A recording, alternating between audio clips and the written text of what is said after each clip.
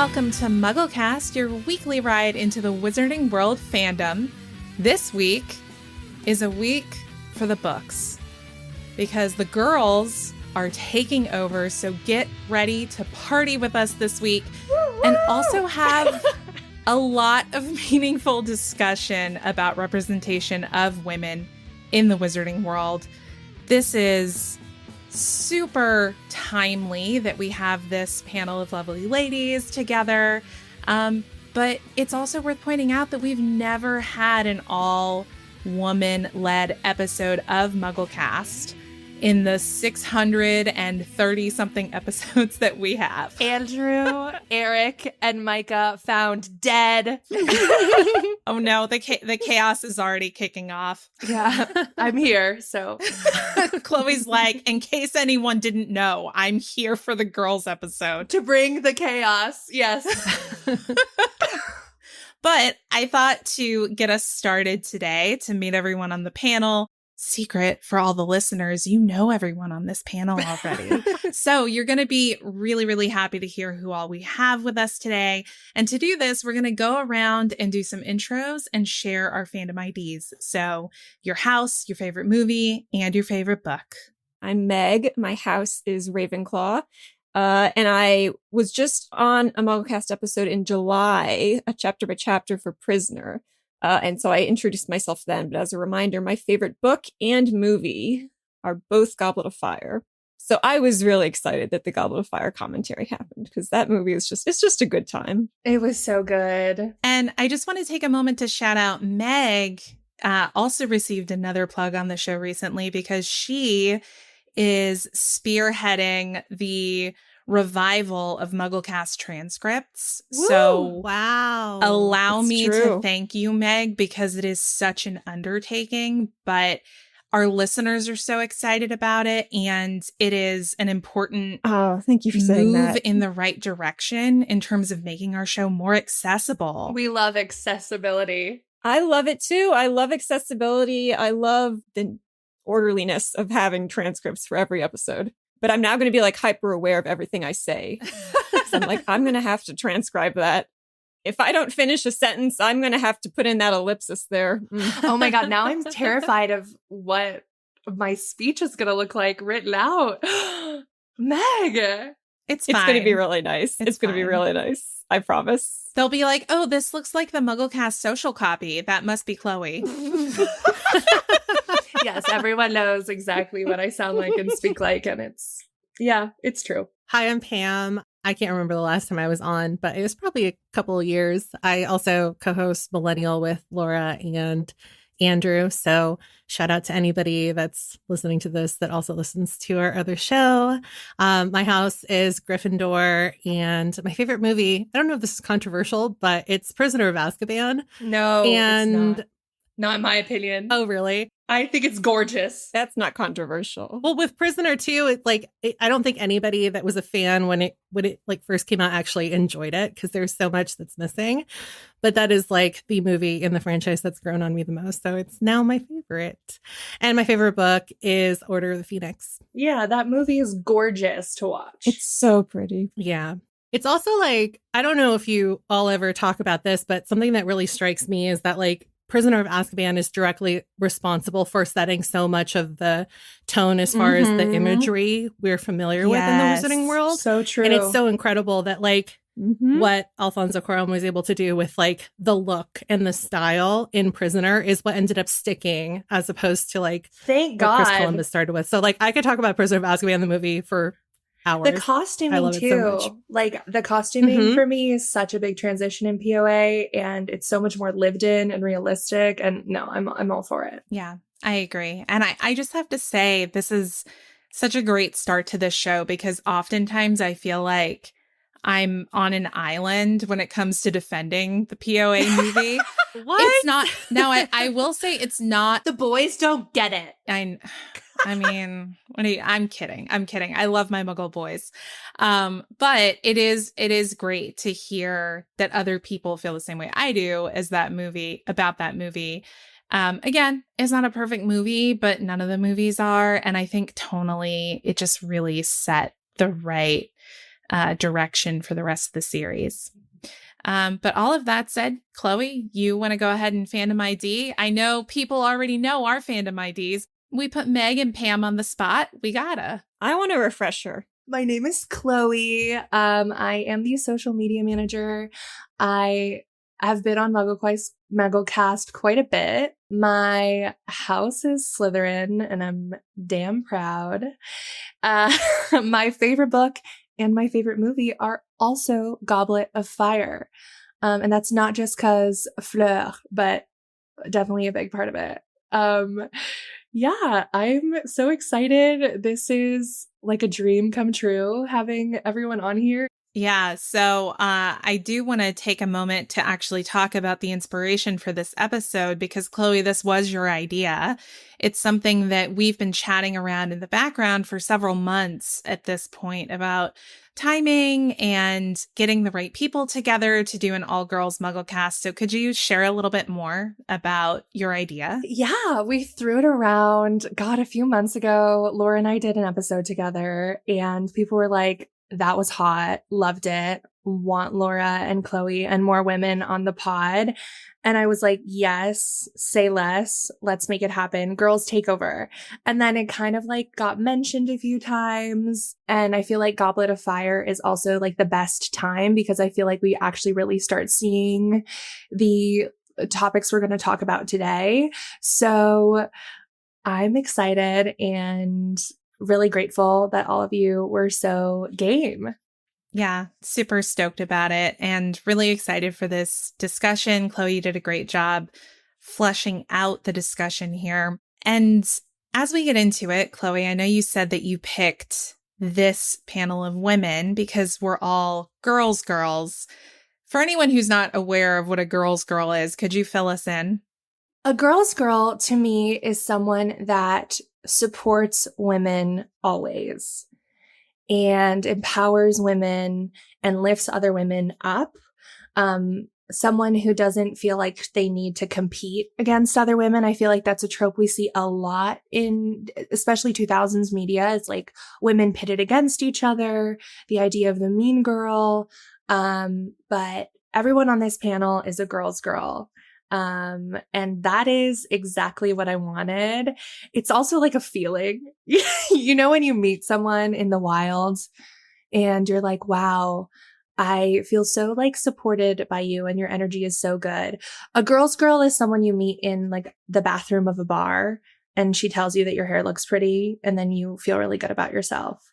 That's like the feeling we're trying to invoke through this panel. Yeah. And I felt that too immediately when we hopped on, even before the show started. Yes. It's a different feeling to be in a discussion with all women. Again, I love my boys. They're great. And I would never change my team, but there's just something special and unique about being with your community. So I really appreciate the idea. But with that said, you alluded, Chloe, to the idea that a lot of this discussion is going to be centered around the portrayal of femininity in the Harry Potter series, I think with a special focus on Goblet of Fire. Could you intro this first topic for us? Sure. We're talking about the demonization of femininity in Harry Potter and the I'm not like other girls pandemic. Sigh. Something super prevalent. Yeah, sigh. Something super prevalent in 2000s media, TV, books, movies. I think we're definitely seeing a shift. But it's something that we grew up with. And I definitely wanted to talk about it just because obviously we're all Harry Potter experts and we love it so much. But also as someone who considers herself to be very feminine and very girly and not feeling like that was actually good or acceptable growing up because I wasn't going to be taken as seriously or it wasn't as good as the women that we idolize when we're growing up, like the Hermiones of the world. And even, for example, Mean Girls, like the idea that feminine is mean and feminine is vain. So I'm excited to deep dive into it. For all my girly girls, you are valid. I'm taking you seriously. I'm excited to talk about how it's empowering to be feminine, despite maybe what JKR says. Yeah. And how femininity is not just one thing. Absolutely. It's multifaceted, and femininity can present in a host of different ways. I mean, just to put it out there, I feel like I do not fit the quote girly girl aesthetic as much as maybe you feel like you do, Chloe, right? But it doesn't make either one of us any more or less woman. And we're equally feminine, right? Just in different ways. Yeah. Let's talk about growing up and who we resonated with as kids reading these books, or at least when we were younger. Was there a particular character that growing up we really wanted to be like that person? For me, it was like, it usually wasn't the women on the page, but I really appreciate, Laura, that you brought up the fact that like, you're maybe not as like, you don't present as feminine, for example, as Chloe does, who self-identifies as a girly girl. For me, growing up, I was just really self-conscious for a number of reasons. I'm Mexican American, for anyone who doesn't know, and I grew up in a predominantly white community.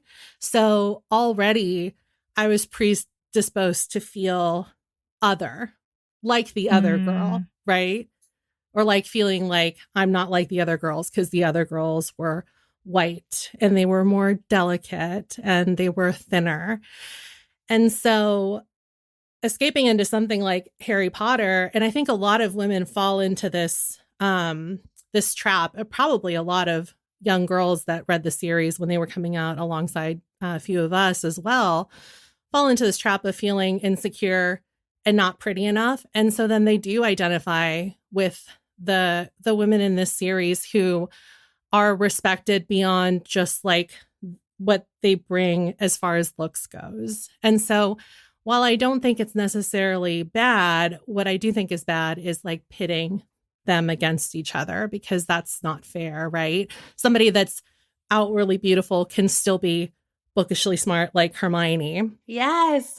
For example. But somebody that is super feminine, like I definitely present more feminine now than I did when I was growing up. But I'm also like a really big baseball fan. Somebody that wears dresses a lot. Like I love wearing dresses, can still like, know about baseball and enjoy it, not because they want to be a cool girl that's in with the boys, but because they genuinely enjoy professional sports. Yes. Let women be multifaceted and not just one thing. And I feel like that is one of the main issues with the way that women are written in Harry Potter. It's like you're either a mother or you're helping a man or you're a like pick-me girl, if I'm honest. And women are so many things and are allowed to be so many things. But I feel like each woman in this story is actually like put in like a category, and they're very rarely allowed to leave it, even though they are so like deep in their characterization. Like Hermione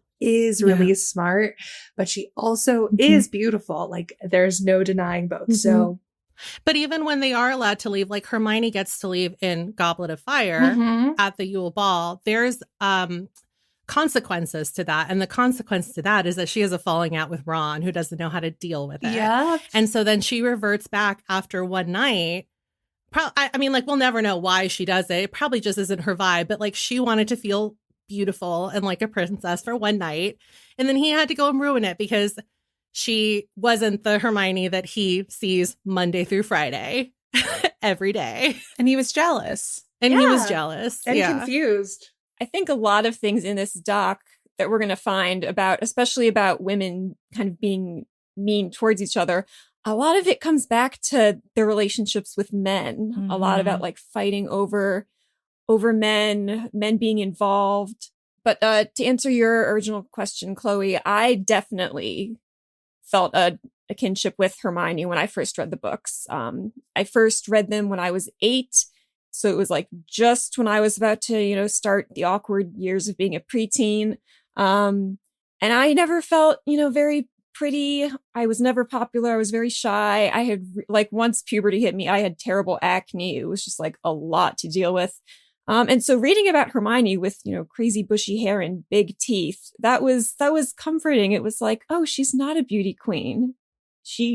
But she has other traits that make her a worthwhile character. Yeah. But then, Emma Watson was cast, who's a beautiful human specimen. But I think they did in the movies, they did a pretty good job of, you can't hide her beauty. They tried. Maybe the first and the second, and then gave up. But But yeah, I mean, when you're watching Goblet and she comes down the stairs and she's beautiful, everyone's like, oh my God. yeah. She looks just as beautiful as she always has. This isn't really anything super new. Not to bring in another franchise, but it's like, in Twilight when Bella turns into a vampire, it's like, well, Kristen Stewart was already beautiful. Yes. So how are you going to make her more beautiful? This is so funny. Mm-hmm. It's every makeover movie. It's Princess Mia in Princess Diaries. She's all that. It's you take off the glasses, fix the hair, relevant to Hermione. And they're beautiful. And they just needed a man to take off the glasses. Yeah. Daniel Radcliffe actually even said in an interview, Emma's always been beautiful and she looked really great, but it wasn't a huge shift. And also the idea in the books and the movie that curly hair isn't as beautiful and needs to be tamed and needs to be changed. You can talk about it more than I can. I can because I actually, in the pandemic, I went back to my natural hair texture. But I feel like that specifically, and Laura can probably speak to this too, is a testament to just the late 90s and the early 2000s when we were all straightening our hair within an inch of our lives. I just gaslit myself for 10 years into thinking that my hair was straight. And it's only now in the last 3 years that I've been taking better care of it. And it's like, oh yeah, that's why that one spot in the back of my head never wanted to straighten it out. It's because I don't have curly hair. I mean, I don't have straight hair. I have curly hair. Your hair is gorgeous. And we always want what we don't have, right? Because growing up, I was like, oh my God, I want curls so bad.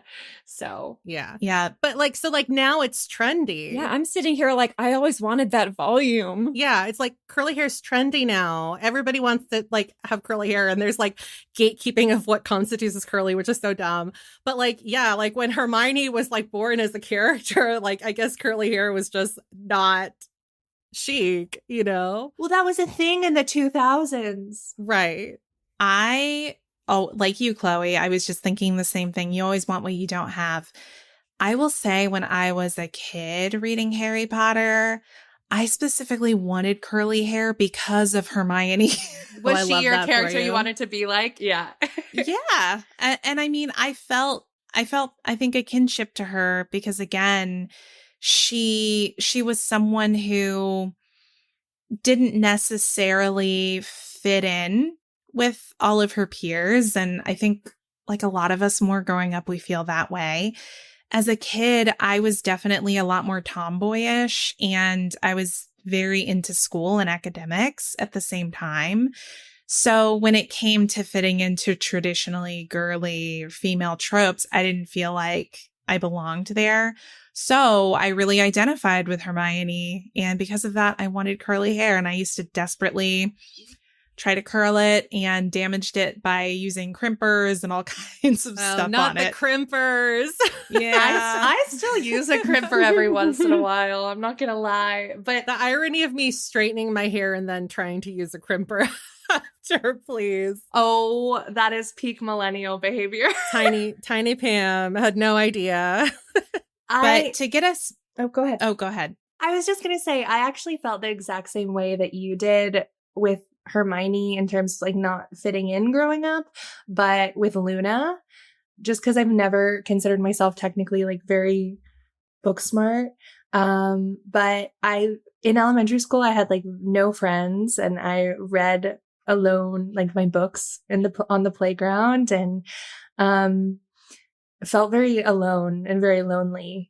And I really grasped onto Luna because the idea that someone could have all these different interests and people think that it's weird. Like that was something I experienced growing up, and I wanted so badly to be Luna. I think that has, I think that hasn't changed. I think I always aspired to be like Luna. But yeah, I mean, I think there's so many characters, especially the female ones, where, you feel almost like there's a part of you that doesn't fit in. So you latch on to these characters that have that same experience. Yeah, the arrival of Luna was important in a lot of ways, because before Order, if you were reading the books and you wanted to identify with a female character, it was either Hermione or Ginny. It was basically like, do you like books or do you like sports? Sports. And then Luna came along and it was like, oh, here's finally a new character. You can be weird. You can be weird. You can be the weird girl. That was very important to me. My little artistic, exactly, fifth grade self. I was like, I can be weird. The creatives, we really latched on to yes. Luna. Well, to kind of move us along into the meat of the discussion, we haven't noted here that a lot of JKR's most unlikable characters tend to be strongly associated with overtly feminine characteristics, even if they're not female characters. I'll observe, like, think about Lockhart. Oh, for example. That's such a good point. So you've got characters like Chloe. You brought up Rita Skeeter as an example. What were some of the others? Oh my Lord. Rita Skeeter, Umbridge, and I think Pam has like some really good points about her. Petunia as well. But yeah, it was so funny. I was joking in the Discord with Court, one of our patrons, a few months ago, and we were saying, like, if I was in JKR's world, I would be evil. Like, everything about me would be evil because of like my personality and the fact that I love pink, and like just being super girly for her for some reason, like is evil. It's very weird. And you're a Slytherin. So, and I'm I'm basically Umbridge, actually. Likes pink, is a Slytherin. Alternatively, she would love me. I'm skinny and I'm white and I have brown hair and I'm a Ravenclaw and I don't wear makeup. I would be on that page as like probably a love interest to a character. Yeah, that's not your entire purpose in life. No. And Meg, you had brought up, I think it's later in the doc, but I also thought it was really relevant to this question around the way that these overtly feminine characters are portrayed in a negative light, but at the same time, some of the characteristics that are assigned to them are interesting. Would you care to tell us more? Yeah, you notice throughout the series that the really feminine interests, the divination and the high emotions are really, really criticized. But in a lot of characters, it's like if you don't look feminine, that's just as bad. Like we have Rita Skeeter being described as having mannish hands, and Millicent Bulstrode has a heavy jaw. And it's like you acting feminine is bad. But if you don't look feminine, that's also bad. That also means you're an evil character. But then like with Rita Skeeter, her fake nails are pointed out. So it's like, but you can't try to look feminine. You have to be feminine, but don't try to. It's basically America Ferrera's speech in the Barbie movie. Yeah, you can't win. You can't win. And also if you try to be feminine, you have to be effortlessly feminine, effortlessly. Perfectly. Mm-hmm. Yeah, because if you're Fleur, for example, who is like, described as the prettiest person we meet in the series, whatever, she's so vain to everyone. She like, even though she's very talented, it's not talked about. All that's talked about is the fact that she cares about her looks. It's a lot. Like there's no winning for the women in this series and the women of the world, if we're completely honest. Yeah, I don't think that she meant to do it, but to Meg's point about a lot of these women that clearly put an effort into their appearance, having, mannish features, more masculine characteristics, like that's also such a reflection of the real world. And also like this happens a lot too, particularly with plus size women who often are held to much higher standards and can't just go out in like effortless athleisure wear without being thought of or seen as sloppy, for example. So I think the same can be said for real life women who maybe have more masculine energy, but like want to be treated like the women they are. My best friend is 6'2", and she talks about this quite a lot, how she feels like because she's so tall, she's not seen as delicate. So men will not hold the door open for her as much. Whoa. As they would for like someone like me who's 5'5". So I don't know. I really don't think that JKR like meant to, but in a weird sort of roundabout way, she ended up holding up a mirror to like a lot of what is wrong with society and their expectations of women. Liza said in the Discord, my thought now as I listen, these characters reveal the author's self-hatred. And it's so true, but it's also like, I don't know if JKR definitely wasn't thinking about it, but it's like such social commentary about just like how we view women in this world. And what you were saying, Pam, like I kind of had this crazy experience at LeakyCon. Obviously, I had the most amazing time meeting listeners, but because I'm super feminine and I come across a certain way, they thought I was going to be much shorter. I'm 5'9". So I got the comment like 5 or 6 times, oh my God, you're so much taller than I thought you were, which is hilarious because it's like, oh, we make assumptions based on people's personalities or based on their looks about, you know, we put them in boxes. And that's like literally what we do reading this book in real life, and JKR just shows us the mirror of what we do. Yeah. And like, I can't remember which one of you brought up like in the internalized hatred. I think that is something that can be said for all women. And what it really boils down to is what you decide to do with that. If you decide to like learn and grow from that and become a better person because of it, I think that it's very clear from the discussion we've already had that like all 4 of us are already putting in the work to kind of disband those preconceived biases. We're not immune though. Exactly. Yeah. But we're not immune. And like a testament to that is just us talking about what it was like growing up. Like we all basically admitted to feeling like at one point we were not like the other girls, but character growth is realizing that like you don't have to be different or put somebody else out to stand out. I'm exactly like the other girls. Yeah, it's period. Like I like pumpkin spice lattes. I am exactly like the other girls. I want to be like the other girls. Yeah, yes, exactly. I want to be like the other girls. Yeah. Well, and I think a really important thing to point out there is what our own perceptions were of these characters as children, because I'll be honest, from my vantage point, like I said, I was definitely like more tomboyish and also more bookish than I was into, you know, quote, traditional girly things.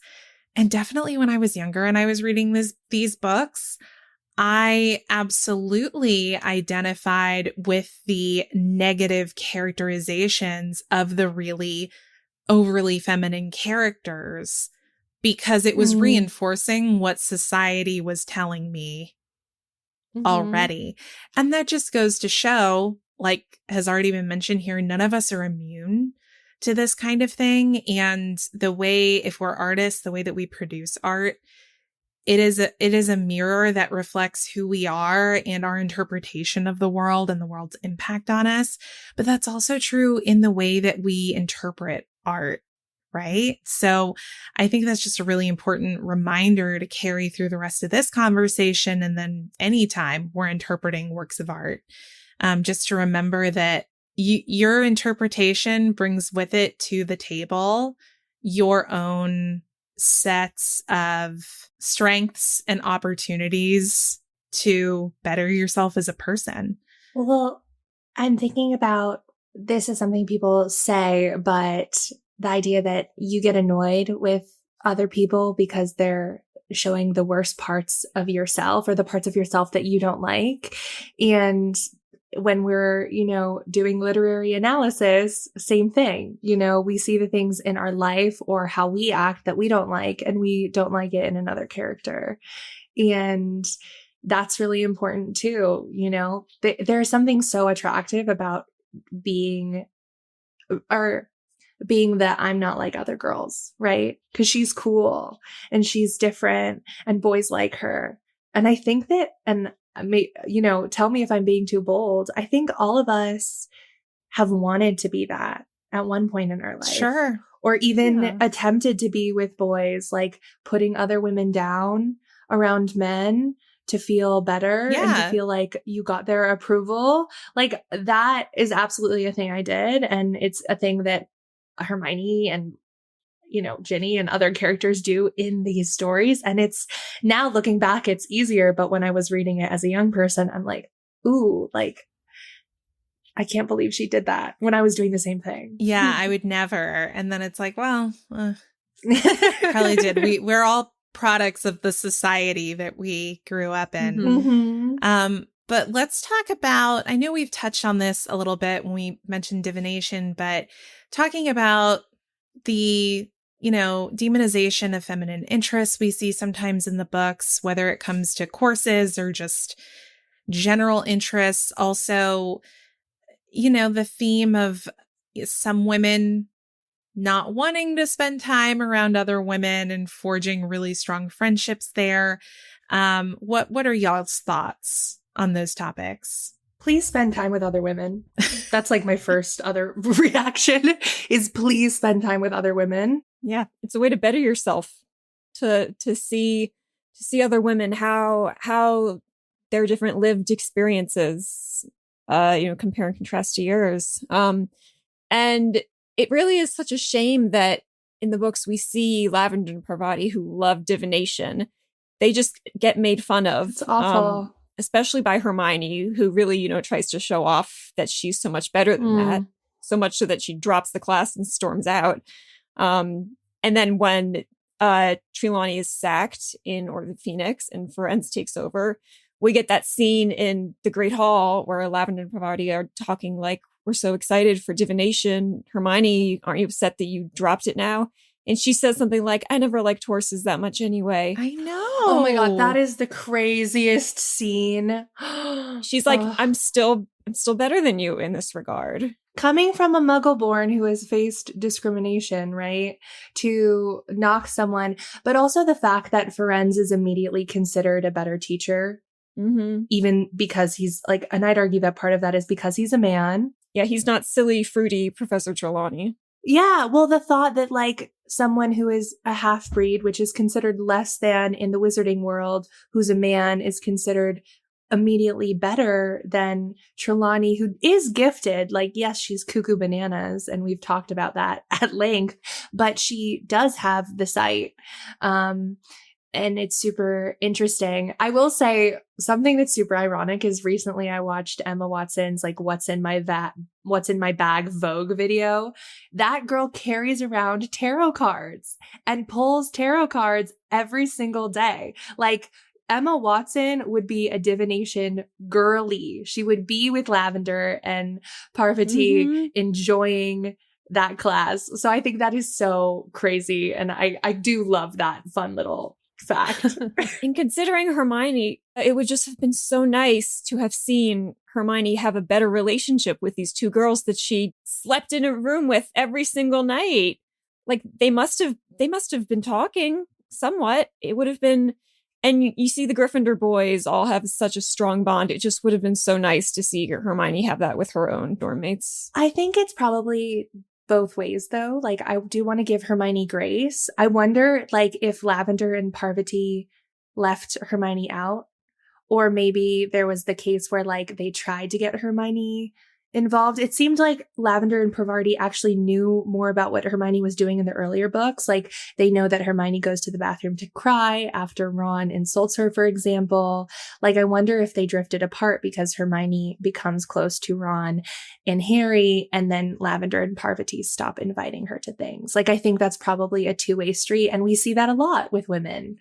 Yeah. So. Well, and I think too, we have to throw out the possibility that maybe the two of them were just objectively really annoying to be around. Like both things can be true, right? Like yes, there can be nothing wrong with them as characters, as people.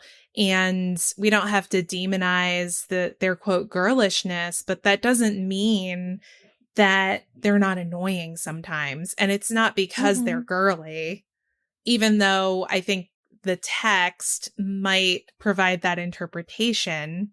You know, both things can be true. I'm a fan of multiple truths. I know. Nuance, baby, nuance. But I also think that I love that Lavender, and I know that it comes across annoying and that kind of bugs me, but I love that Lavender is allowed to be girlish and giggly and childish. Feels like very few of the children in this story, you know, are allowed to be children. Right. And it feels like Lavender is annoying in a childlike way, which is so valid when you're 11, 12, 13. Yeah. Like, I was so annoying. I would not want to spend time with me now as a 13-year-old. And that's just the truth. Well, just to wrap up this part of the discussion, I just want to pose this final question. Chloe, I think you included this in the doc because I know pink is your favorite color. Why does J.K. Rowling hate pink so much? I think this is an interesting question because all of the representations of pink in this series are pretty negative, to be honest. There's But- one that isn't. Yeah, but it's funny because she went on Twitter and said that pink is her favorite color, so I'm confused. Pink is so feminine, and she needs to, and I think especially in the case of Umbridge, it's the contrast of pink is such a soft, feminine color, and Umbridge is this very brash, evil character. You know, it's like going into her room and seeing all the kittens on the plates. They're nice, they're fluffy. Umbridge is not nice, nor is she fluffy.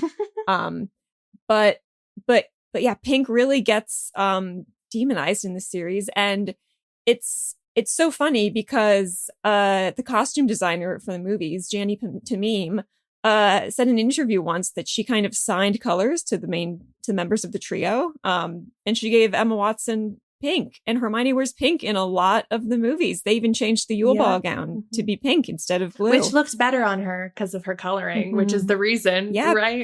Pink suits But her. it's true, we do associate Emma with pink, but all the book instances of pink, the only other character that wears pink as much as Umbridge or is mentioned is Petunia, I'm pretty sure.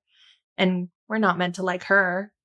Right. And this is something that I wanted to bring up too, because I think a lot of times like beauty and effort into appearance are like from early on in the series, they're used to hide something that's more sinister. To Meg's point with Umbridge, you know, she has all these frills and pink and she's deeply evil underneath.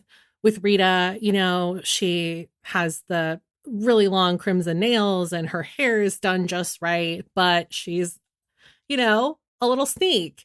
And Petunia outwardly presents as feminine, the perfect like 1950s housewife, if you will, but she's awful to her nephew. And so I think that what this does, especially for young readers, is that it predisposes us to be weary of anybody that outwardly presents feminine or is going to be putting more effort into their appearance, because now we have all of these examples of women that have done so and turned out to be not great. So we're looking at other people, like say Fleur, for example. It's like, what is she hiding? Like, she's so beautiful. What is she hiding? Yeah. Hates blondes, hates pinks. It's okay. Yeah. I get it. But I mean, actually, it's funny because there is that perception of Fleur, and we see that throughout the books, but she's literally the best student at Beauxbatons, and that's why she's chosen as their champion. So it's another great example that, you know, you can be multiple things. You can be multifaceted. People hate Fleur online, hate her for some reason, and they forget that she's a total badass. I do think so, but it's tough because a lot of what we see of her is also characters that are observing her being a little snooty, like she like being loud about everything she hates about Hogwarts. Like, if I loved my school that much, I might be a little pissed off about anybody, not just her, being like, this place is a dump.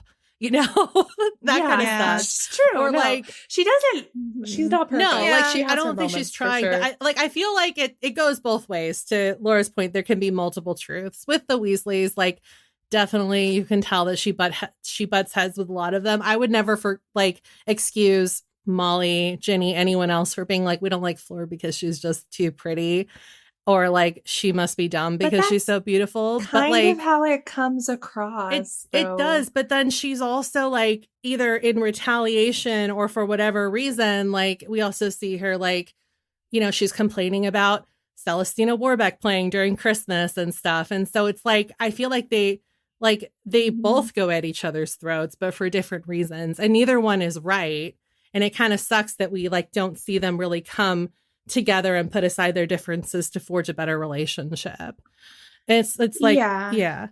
Another thing I was thinking of recently is she, in the beginning of Half-Blood Prince, when Tonks is depressed, Fleur has a moment where she says, like, that Tonks has really let herself go. Mm-hmm. Really disappointing to see, which is Fleur judging another woman's femininity. Yeah. Like, Tonks's femininity isn't about the long, beautiful blonde hair. It's, you know, sometimes it's bright pink. Other times it's mousy brown because she's in her feelings. She's feeling sad. And I'm sure it's a byproduct of her circumstance too, because, you know, we know she's, her grandmother was a Vila.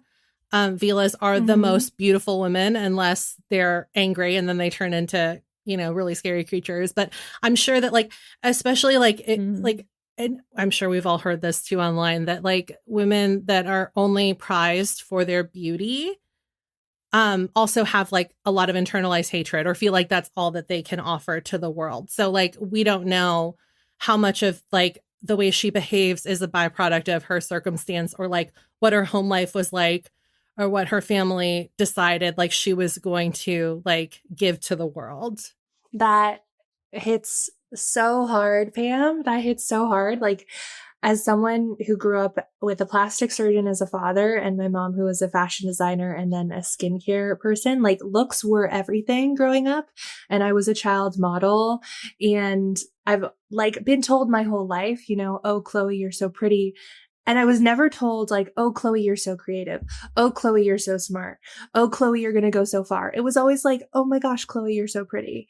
And it really, really screwed me up because I just saw so much value in looks and very little value in other things. And I had to deprogram myself. And there are still moments where I immediately go to someone's looks or my own looks, and I don't value other things about me. And it is really, really hard. And I think that Fleur is probably absolutely coming from that place. And also there's a part of it that is inherent to being a Vila.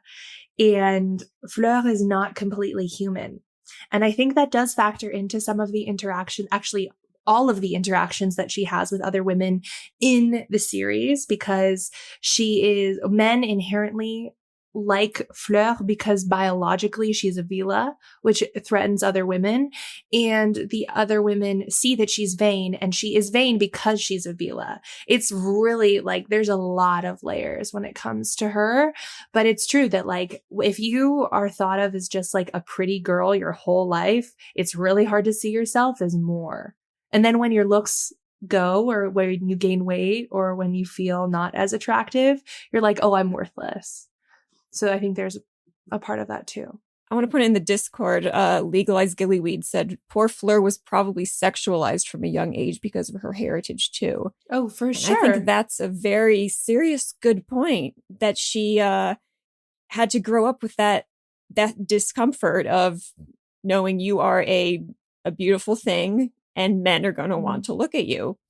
And then, you know, take her to Hogwarts and she walks in and all the boys are looking at her. Yeah. She's just used to that. And she's probably used to other women seeing that and hating her for that reason. I wonder if she gives up even like trying to charm women, to Pam's point. Yeah. Like maybe she just has given up. She's like, it's not worth it. It's never going to work out. All right. Well, we're going to take a quick break to go back and reevaluate what all of our favorite colors are. I know at least one member of this panel prefers pink, but the rest of us will confer, and we'll be back in just a moment. Thanks, Laura. Andrew jumping in to tell you about this week's sponsor, Uncommon Goods. The holiday season is quickly approaching, and this week's sponsor, Uncommon Goods, is here to take the stress out of holiday shopping. If you want to hear where did you get that this holiday season, Uncommon Goods is your secret weapon. Uncommon Goods is here to make your holiday shopping stress-free by scouring the globe for the most remarkable and truly unique gifts for everyone on your list. It's like going into the world's greatest gift store.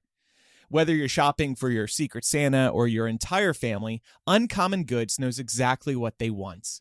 For example, a classic literature cat tote, which they bill as a perfect way to celebrate your love of felines and fiction. Or how about the 12 Days of Hot Sauce Advent Calendar for those who just love some extra spice in their life? There are so many unique gifts on Uncommon Goods, and they look for products that are high quality and often handmade or made in the US. They have the most meaningful, out-of-the-ordinary gifts anywhere. Personally, I do not like giving gift cards. I like putting thought into my gifts to let that person know I care about you, I love you. And that's why I love using Uncommon Goods to shop for the holiday season. To get 15% off your next gift, go to uncommongoods.com/MuggleCast. That's uncommongoods.com/MuggleCast for 15% off. Here's a little discount to get your holiday shopping started. Don't miss out on this limited time offer. Uncommon Goods. We're all out of the ordinary. All right, y'all. Now we're going to get into part 2 of our discussion, which pertains to how women treat other women in the wizarding world. Chloe, you have some points about Luna and Ginny. You want to inform us? Yeah, this is a positive relationship for me, and I really wish that we saw more of them. Like, we obviously can read in between the lines, but Luna and Ginny are in the same year. They've probably had like classes together, maybe double potions, double DADA, but Luna comes and is introduced to the trio as weird. And I think actually Neville is the one that says like, oh, I didn't want to be alone in a carriage with Luna. And Ginny stands up for her. And I really love that. And Ginny continuously stands up for her throughout the series. And like when Harry takes Luna to the Slughorn's Christmas party, for example, Ginny's like, that is so great. I'm so glad you're doing that. She's so excited. There's clearly a relationship between the two women that is positive. And I love that Ginny is willing to stand up for Luna, who's not as popular, who people think is weird, and Ginny is the most popular girl in school. Like, I really love that, and it is the perfect example. And I think Ginny actually might be like the most girl's girl, except when it comes to Fleur, of the series. Like, she really is supporting Luna here and like putting her neck out for a character that other people don't necessarily understand. And I think that's awesome. And Ginny, who has feelings for Harry. Yeah. She has no jealousy there. She's like, Harry is doing a good, kind thing by inviting Luna to this party. And Luna's going to have a great time. And I think that's wonderful. Yeah. And I think, too, some of this could relate to the fact that Ginny, in her own right, feels like, and forgive the idiom usage here, but she feels like the odd man out because she's one sister with a bunch of brothers. So she can identify with the feeling of maybe not belonging in her family. And she's the only one in her family who's had a very particular experience of being possessed by Voldemort. I was going to say that she did not have a good first year. And I think that that's probably why she's so kind to people that are different. I mean, she like didn't make any friends. And that's why she turned to a diary and then got possessed. So, well, we'll pivot a little bit here. Still thinking about Ginny, but Meg, I'm wondering if you can talk to us a little bit about Ginny and Hermione. Yeah, we see Ginny and Hermione getting along very well. And something about both of them is they're both really not girly girls. And I would have liked to see more Hermione-Ginny interactions throughout the books. Find out what they have in common other than just being the main female characters alongside with Harry and Ron. But they get along so well. And the only time they really, they disagree on some occasions, like when Ginny says, be nice to Luna. But it's always a very like, hey, knock it off. Luna's cool. The one time that there's like a heated disagreement is in Half-Blood Prince when they're talking about Harry having just cast Sectum Sempra on Malfoy. And Hermione starts, nagging Harry for the prince's book, for using that. And Ginny snaps and is like, give it a rest. And Hermione tries to even placate Ginny by being like, well, I thought that, he's off the Quidditch team now. I thought maybe that would upset you. And she says oh, don't pretend that you understand Quidditch. You're only going to embarrass yourself. And it's the most heated confrontation we get between Hermione and Ginny. And it's over a sport, which is a very typically masculine thing. But then at its heart, it's over Harry. They're disagreeing over treatment of Harry. Hermione's saying Harry brought this on himself. It's so real between two best friends to have a disagreement like this and snap at each other. And I'd argue that we have enough evidence that Hermione and Ginny are best friends. Hermione knows about Ginny's crush on Harry way before anyone else. And it's clear they've had in-depth conversations about it. And also Hermione has given Ginny advice on how to move on. And we don't see any of those conversations because we're reading the book, obviously, from Harry's point of view. But it's very clear that Ginny and Hermione have a strong relationship and they talk often about things that the boys probably don't understand. I'm assuming that everything that Hermione can't tell the boys, she probably tells Ginny. Yeah. And I kind of like that they have a snap at each other because I'm with my best friends. We've certainly had moments where I'm like, dude, what? Cut it out. And that's real. That's sisterhood. It is. I just wish that the snap had been over, stop being such an asshole to Luna. Yeah. God. Yeah. I wonder though, they probably did have those conversations. It's just we're seeing it from Harry's point of view. So of course they're going to fight about Harry. Yeah, Harry's ears are going to burn if he knows they're talking about him. Yeah. But yeah, I mean, that's kind of the limitation of the story being told from Harry's point of view, is that as a reader, it could be very easy to walk away with the impression that Hermione and Ginny really aren't super close, because we really only start to see a core four as opposed to a trio around the time when Ginny is brought to the forefront because she's being set up to be Harry's love interest. Another great instance of Ginny and Hermione's friendship, I think, is in Order of the Phoenix when she tries out for Quidditch. And Fred or George is like, I didn't know she played Quidditch. And Hermione's like, she's been stealing your broomsticks out of the cupboard since she was 8. Yes, that's such a good It's Hermione point. knows that about her more than any of her brothers do. We have to read the subtext and the context clues when it comes to forming the female relationships and female friendships in Harry Potter, because we get tiny little snippets. It is interesting though, because out of everybody that should be more gatekeepy, because we talked a little bit about how some women gatekeep their relationship with the men in their lives because it makes them feel better. If anybody should gatekeep, it should be Ginny, because she's had her brother's attention her whole life. But the fact that she, we never see her be weary of Hermione or be not defensive, but she's never threatened by Hermione. And I think that speaks volumes to her security as a character. And I think that's really cool. Y'all are actually making me appreciate Ginny's character a lot more through this conversation. I'm usually not a huge fan, not because there's anything wrong with her. Yeah, mainly because I've always felt like her character in the books was honestly underdeveloped. Yeah.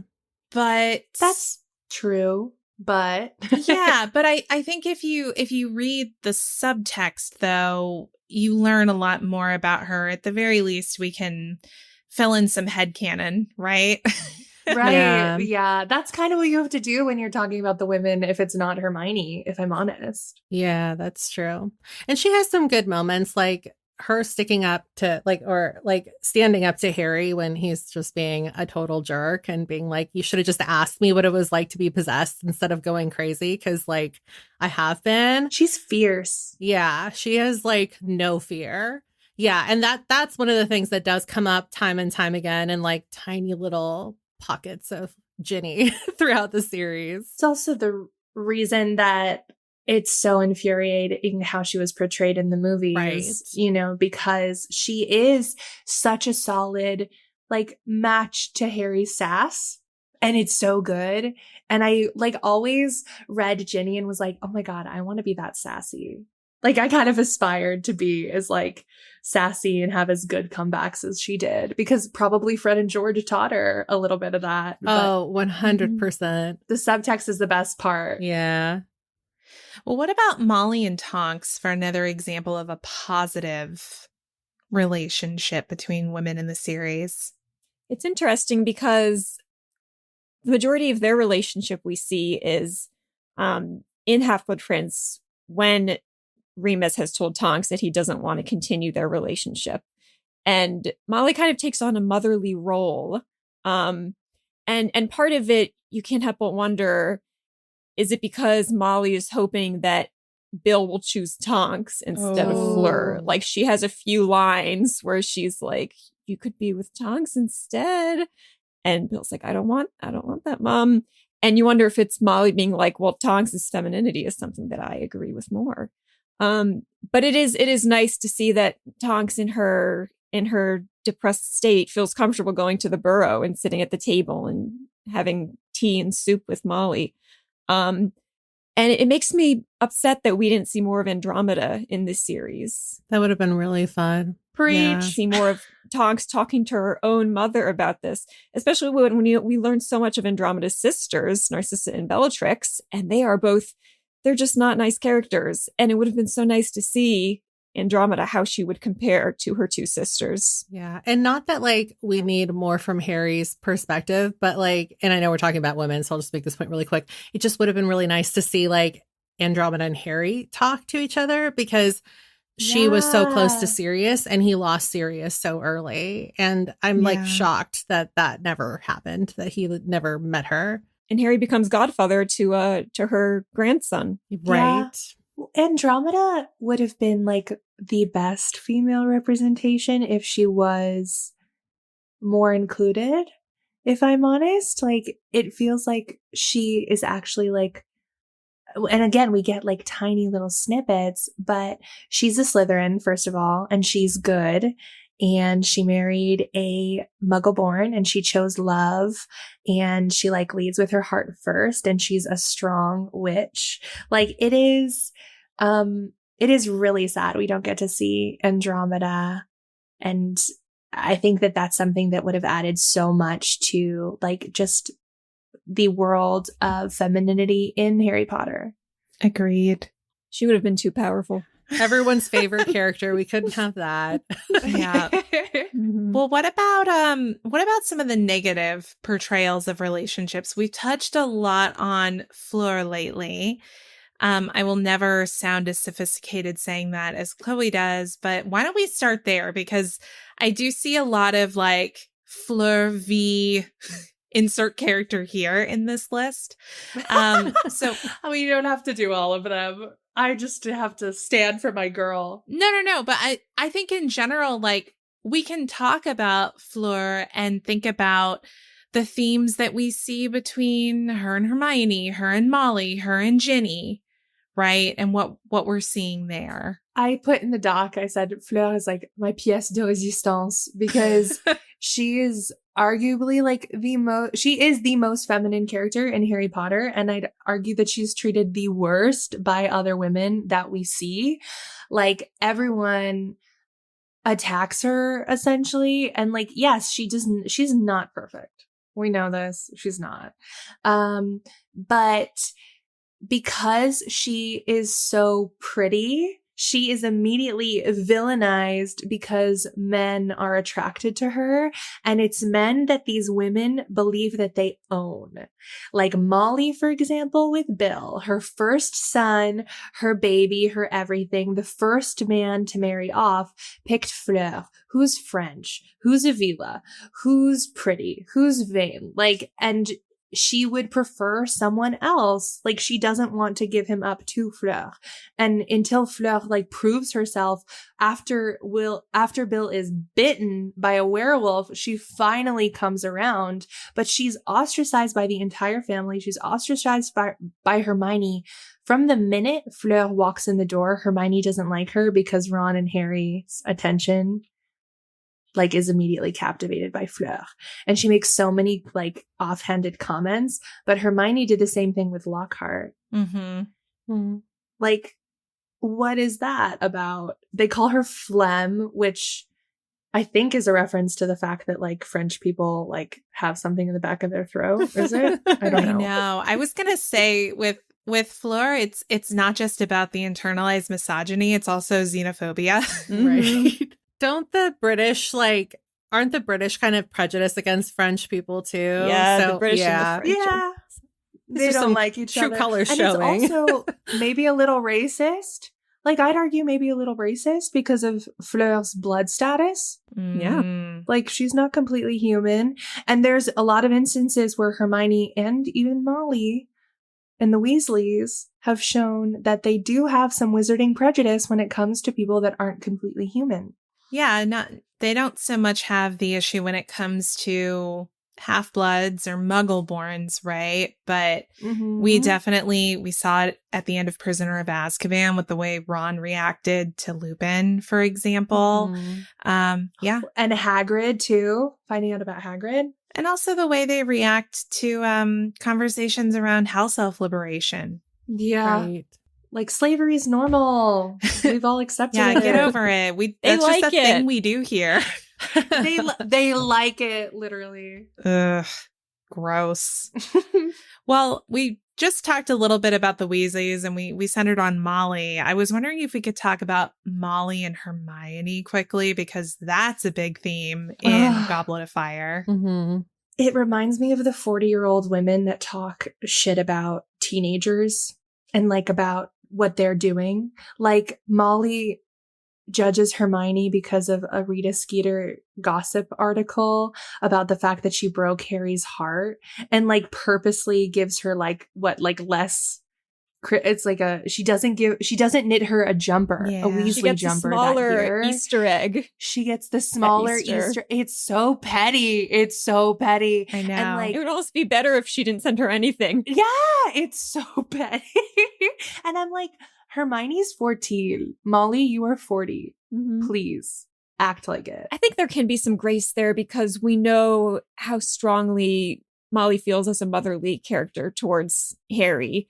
And she's seeing what he's going through, especially in Goblet. And for him to have to be doing these terrible, scary tasks, and then for someone to be breaking his heart at the same time, it's just too much for her to handle. But she really does not approach it maturely. She doesn't even ask Harry about it. She just makes up her mind. She should have asked Harry or Hermione. Also, you hope that she feels like, maybe not as strongly towards Hermione, but at least a little bit. She's known Hermione the same amount of time. Yeah. Hermione has spent time with her at her house. I think it's that I get it. I get what you're saying. Like, yes, she should. But I do think that the relationship is different because she knows that Harry doesn't have a mother. And we get that beautiful moment in Order of the Phoenix where they say, like, she says, like, he's as good as mine. That's what she basically says. And so, like, we know that she feels a sense of responsibility to be a mother figure for him because he doesn't have that and he doesn't go home to a great life. But I do feel like this is the most frivolous Molly is in the entire series, like getting hung up on gossip. It's kind of like the do you guys remember like She's going wonderful? I was just gonna say, like, it's kind of like when you used to go like grocery shopping with your parents in the 90s and it was all tabloids by the register. I don't think it's as much that anymore. But like I know my mom used to read the headlines and be like, oh, like that's interesting. Oh, my mom loved People. My mom loved, she still does. Well, People is reputable, so your mom's got a taste. She does. But Molly is a really, really wonderful mother. And I do want to note that, like, she is a dream. Absolutely. But I do love, I think Debbie in the Discord said Molly is an authentic portrayal of a mother.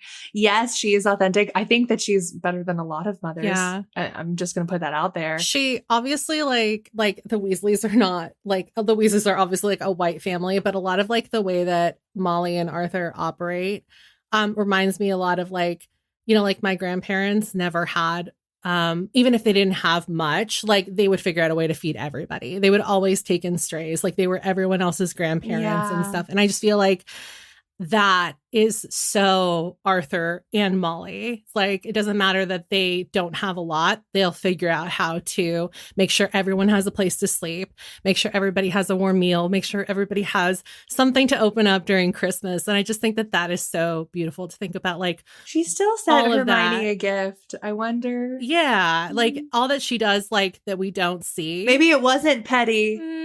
I think it was It's a little petty because but- she was. Isn't she also noted? What if it's both, though? Isn't she also noted in the book as being cold towards Hermione when She she is, sees yeah. her? Yes. So Yeah. And then It's- Harry's like, it's a oh, thing. Mrs. Weasley, you didn't actually believe all that. And she gets like all flustered because she did. Mhm. yeah. Well, this just goes to show they don't teach media literacy at Hogwarts, which is a problem. Yeah. But I mean, that's also a real world problem. So That's we'll true. let them have that. They only have the Daily Prophet and the Quibbler. Like, what do we expect? Right, and neither are like both Reputable. often do fake news. Yeah. Yeah. Which weekly? For the most Oh, yeah. charming Which smile yeah. award. Yeah, that's true. Well, were there any other points in the negative relationships column y'all wanted to touch on? I think Hermione versus Lavender, like, we didn't talk about the way that Hermione treats women, and it's it's pretty rough. She just like views her as less than because she has different interests and she's like giggly. And obviously I think Ron comes into play later, but Hermione has a mean streak, and it's usually with other women. Like the way that she treats oh God, what's Cho's friend's name? Marietta Edgecombe. Marietta. Like, that is too far. She puts Rita Skeeter in a jar. Like, very much Rita Skeeter could have died and would have died if she tried to transform. Like, Hermione, doesn't treat Luna super well. Like, there's a lot of moments where you're like, whoa, chill, dude. So here's the thing. Hermione really has no chill. Yeah. She's got a very strong sense of justice about her. And like 50% of the time I love it. I think the Rita Skeeter plot and the way that plays out, I think is really hilarious because honestly, Rita Skeeter is a grown woman who is literally harassing teenagers for a gossip rag. She had it coming. She definitely had that coming. But she's and also cuckoo banana when it- sometimes. Like, Hermione takes it far. Oh, I know. She's like, here, you want to join my club? Sign this piece of paper. And I'll permanently disfigure your face. Yeah. Permanently disfigure Right, your face. listen. Like, whoa. That's why she's a Gryffindor. Yeah, but the other Yeah, girl is that's 15. why she's a Gryffindor. Like, oh my God. No, I agree. I'm just saying that like there are bad traits for every house, and like this is Hermione personifying bad traits of Gryffindor. And I could say that as a Gryffindor. Extreme Yeah, Gryffindorism. but the way she treats Luna and Lavender. Yeah. It's the rashness of it, right? Yeah, she's like literally not thinking logically in those moments because all she's seeing is red. And I relate. Like, that's not a great quality to have, but But it's a damn Gryffindor quality. I think it is. those examples are like, obviously she's like pursuing justice and that's what matters to her. And like, so we're able to like think about it and make excuses. I think Lavender, the way she treats Lavender and Luna is just really insensitive and mean. And I think like there's very little excuse for the way that she treats them. With Lavender, there's also the huge aspect that she loves Ron and Lavender got there first. And she should be angry at Ron for that. But even before, But though, she makes all these in comments Prisoner about of Lavender. Azkaban. Even Yeah. before, she's always been very, very against her. But especially with and like when I first read Half-Blood Prince, I didn't like Lavender because I loved Ron and Hermione together. I was like, Lavender is terrible because I was 12. And then rereading it though, like Lavender is a true Gryffindor. Lavender went up Oh, to yeah. Ron and was like, I'm into you. Let's Lavender kiss. is ballsy and I love it. Yeah, she also That's her didn't showing her deserve the way that Gryffindorism. she was treated, the way that Ron ended things with her. Also, like, she Yeah, was just mm-mm. like in love and 16. I acted the same way. She was just a teenager with a crush on a guy. I thought you were going to say she also didn't deserve the way she maybe died. Oh, well, Yeah. that too, Pam. But That's a given. I am a Lavender is alive truther. Me too. I hope she Me is. too. You know, maybe she's like Bill and she likes her steaks a little more rare now. But Yeah. Right. I like she's that it's fine. open-ended. Me too. And listen, I would have probably been besties with Lavender and Parvati. Like, let's be honest. I would be the giggly girl with them, and I'm all in. That would be your trio. That would be my trio. Yeah. And I'm all in. As we come to an end of this discussion here, there's a really great point that we have in the doc about internalized misogyny. We've talked about throughout this show how the author's views socially come through in the work. I think our own views and every other reader, their views come through in our interpretations of the work. What does it say when we take this particular interpretation of the way women are portrayed in Harry Potter and sort of overlay that with some of the social commentary that has come from prominent people like the author, for example? it's an example of pretending to be a feminist, but not acknowledging intersectional feminism at all, which Yep. is Snaps. needed for feminism to be real feminism. Agreed. It is very 90s feminism, and that's the truth. Like, new wave feminism and what I subscribe to is that, like, you can be a woman in any which way you want, and that is awesome, and I support you. Yeah, there's space for everyone. That's Yes. what really feminism should be. There's Be a space tomboy, be a girly girl. I don't care. Yeah, there's space for trans women. There's space for non-binary people. There's space for BIPOC women. There's space for cis-het women. There's space for queer women. And I think that, J.K. Rowling might not share those particular views, but the important thing is that we walk away from this discussion keeping that in mind so that we're better people outside of this episode. Yes, you can be a woman any way you want, and I will support you and love you for it.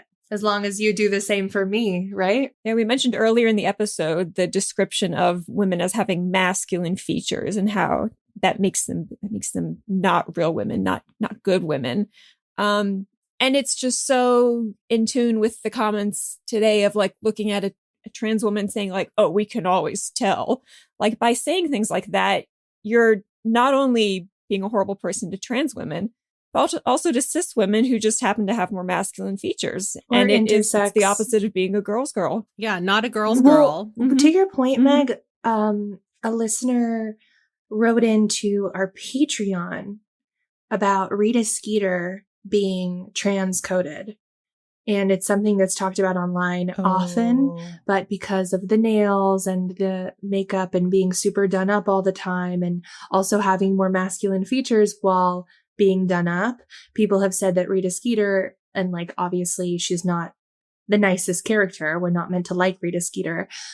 People have said that JKR, like even maybe unintentionally wrote her views regarding trans women into that character. And I think it's a valid point. I'm not trans, so I don't think I can like really flesh that out. But it's interesting reading back and knowing what we now know about JKR's views and seeing the internalized misogyny and the way that she writes women that she doesn't like, tending to be either like overtly feminine with masculine qualities. Like it feels like she was telling us before she actually exposed herself.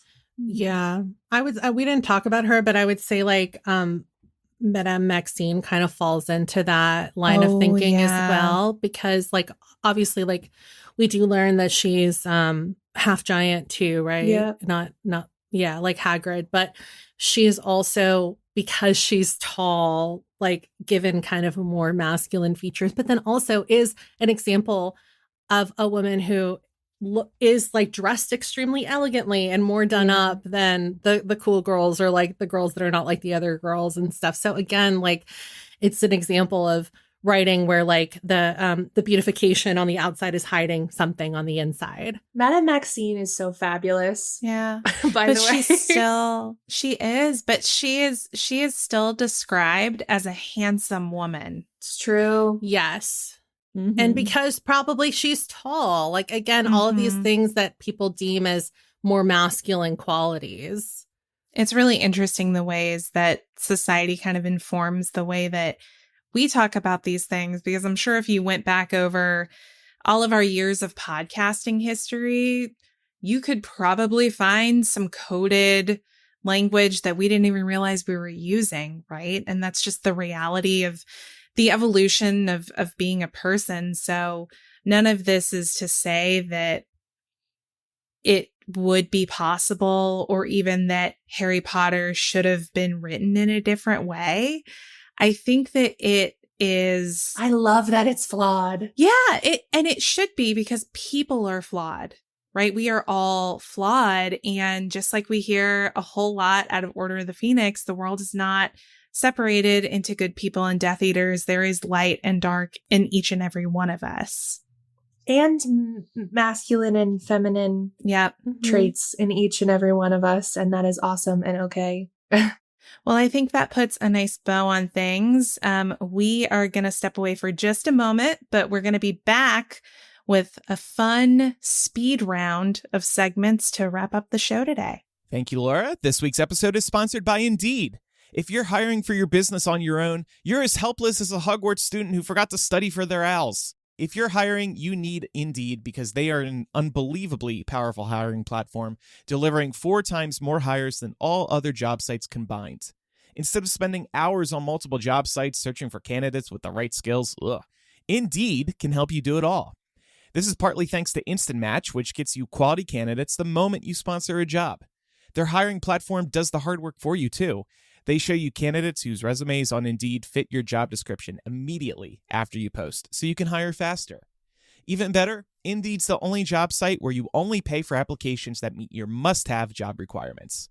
Join more than 3 million businesses worldwide that use Indeed to hire great talent fast. Start hiring now with a $75 sponsored job credit to upgrade your job post at Indeed.com/MuggleCast. Offer good for a limited time. Claim your $75 credit now at Indeed.com/MuggleCast. Just go to Indeed.com/MuggleCast and support the show by saying you heard about it on this podcast. Indeed.com/MuggleCast. Terms and conditions apply. Need to hire? You need Indeed. All right, time to get into our speed round of fun questions and answers. Chloe, do you want to kick this off? Because I think these were all your questions. Yes, I just wanted us to have a little fun at the end. Obviously, we've been so deep this whole time. What chapter of, like, in the entire series would you want to see from a woman's perspective? Obviously, we see it all through Harry. What perspective do you want to see? Mine is one we definitely talked about during this episode. We talked about Ginny not being as fleshed out as she could have been in the series. And we talked about the chapter where she says to Harry, I can't believe you forgot that I was possessed by Voldemort. Love. So I would love to see Christmas on the Closed Ward from Ginny's perspective, because I'd also want to see her, dealing with her dad has been attacked by a snake. Yeah. Going through that, we see Harry devastated by it, but to see like one of his children devastated by it also. And then to see her, I'd love to see her talking with Ron and Hermione, being like, why is Harry acting like an ass? Then being like, I don't know, maybe you should talk to him. And then that moment happening of him saying, I forgot. So good. That's what I would say. Yeah, to piggyback off of Meg's, I would love to see like probably any chapter in Chamber of Secrets from Ginny's point of view, because there's so much of that story that gets glossed over. But also like Hermione's perspective from Chamber of Secrets of figuring everything out, and like up until the point that she gets petrified would be fascinating. I was going to say, you don't want the perspective of her actually being petrified in the hospital wing for 3 months. That would be boring. No, but it could like fade to black as soon as, she peers over the corner and sees. For sure. The No, I'm just basilisk. teasing. Yeah. I'm just teasing. Imagine if she like heard every single thing that was happening around her while she was petrified. Oh my God. Can you imagine Harry and Ron standing by her hospital bed trying to figure it out? Yeah. And she's like laying there being like, the answer is literally in my hand. She's like, I have it right here. She's just like, I'll stay petrified because you've both killed me. Hermione literally like saved those boys so many times in the hospital bed, frozen, like insane. She saves the day even when she can't even move or talk. Or talk, yes. I think you guys both had such beautiful, deep, meaningful answers. I want to see the Yule Ball from a girl's perspective.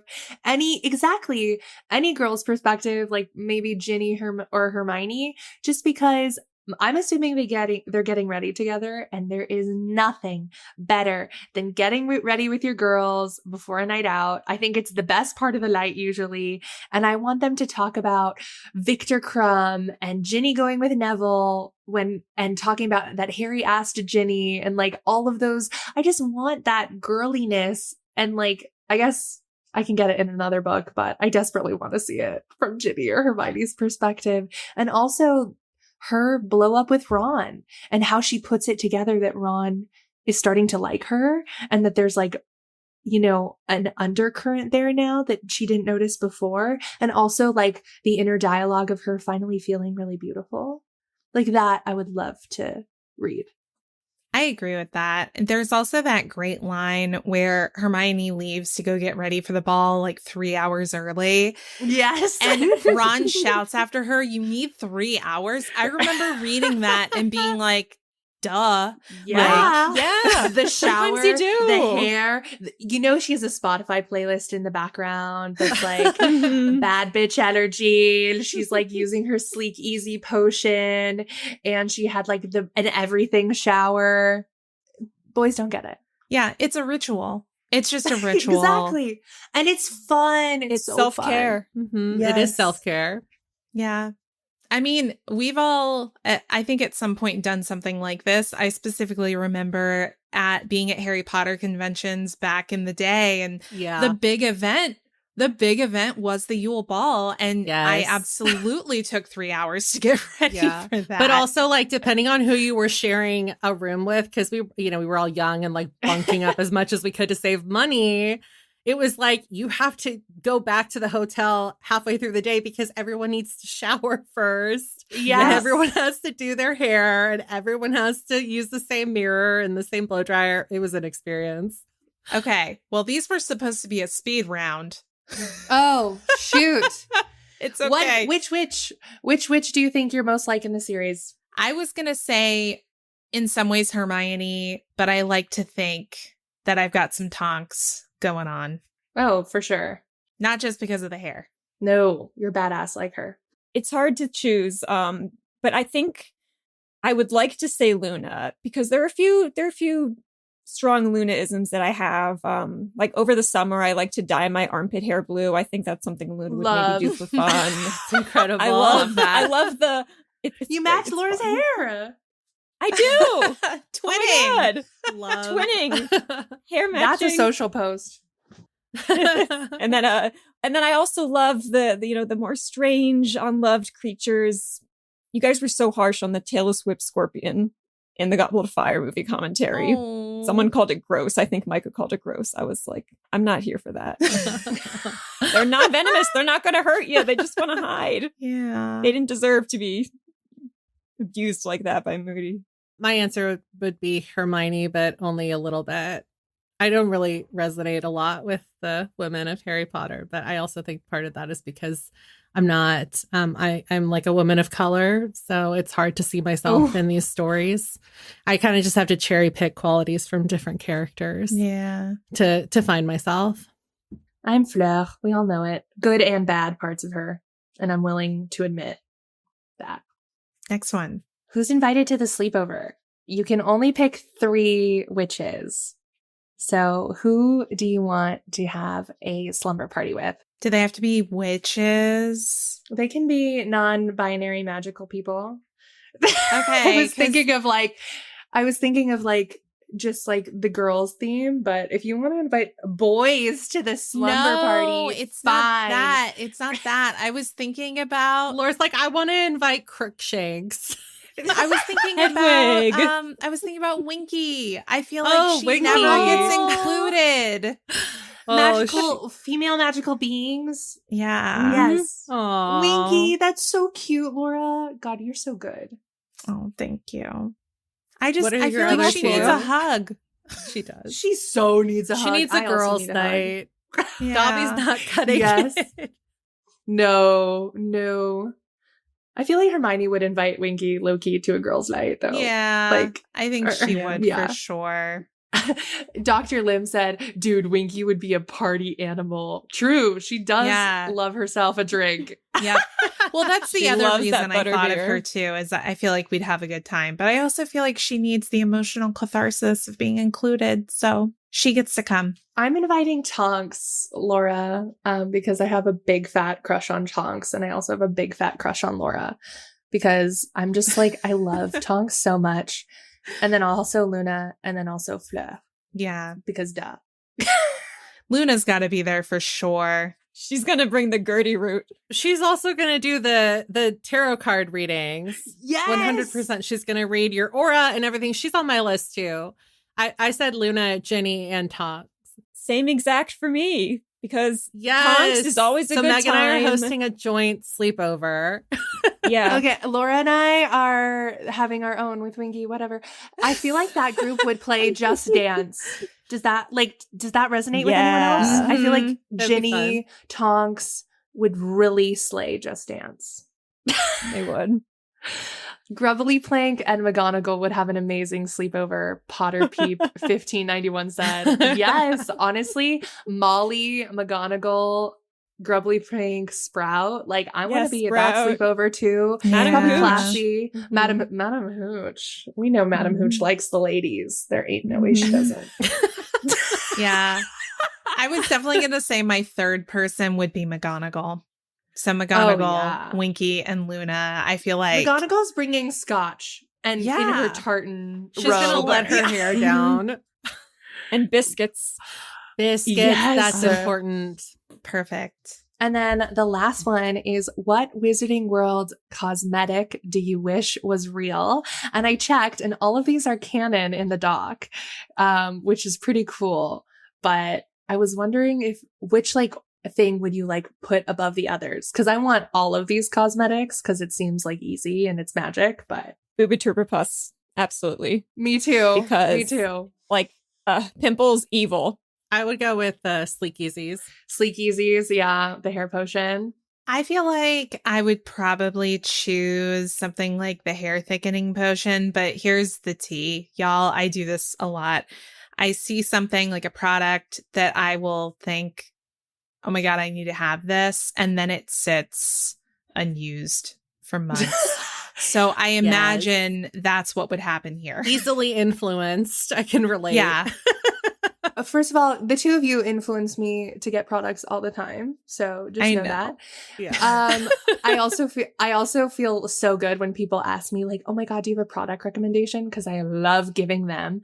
But I feel like, Laura, what probably exists in the wizarding world is like hair color changer, like Hell a spell to change the color of your hair any color you want. Like, how cool would it be to wake up one day and be like, today I want red hair, and the next day be like, today I want black hair. Like, if that existed, obsessed.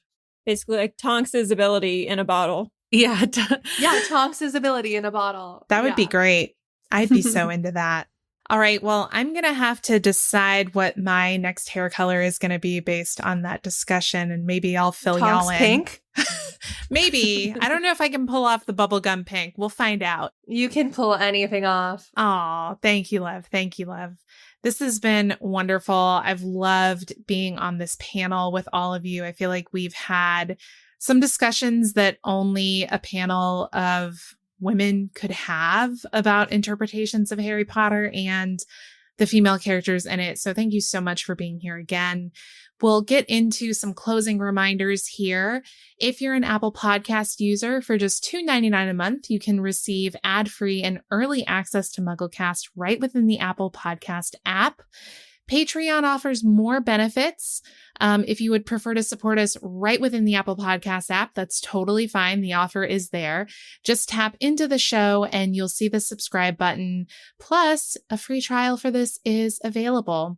We would also love your support on our Patreon. We are a weekly podcast thanks to our supporters.